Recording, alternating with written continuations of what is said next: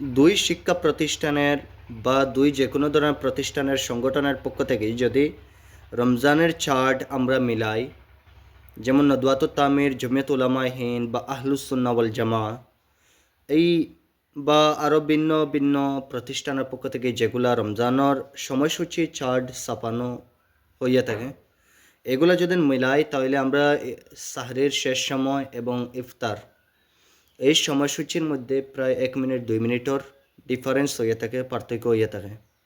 তো একটা সমাধান আমরা পাই না, হয় এখানেও যে 2 মিনিট আগে, এখানেও 2 মিনিট পরে, এটা তো আবার মিডিয়াম ধরা হয়েছে।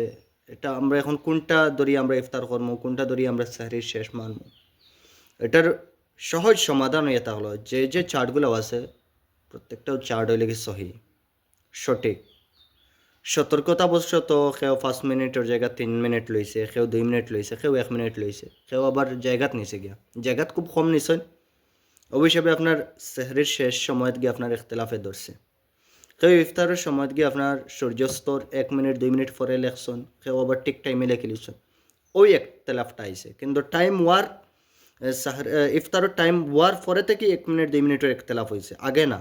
আর সাহরির শেষ সময় যে আছে সেই শেষ সময়ের 2-1 মিনিট আগে ইখতলাফটা ধরছে, শেষ হওয়ার পরের না। অতএব যে কোনো চার্টটারে আপনারা মেনটেন করে আনতে পারবেন।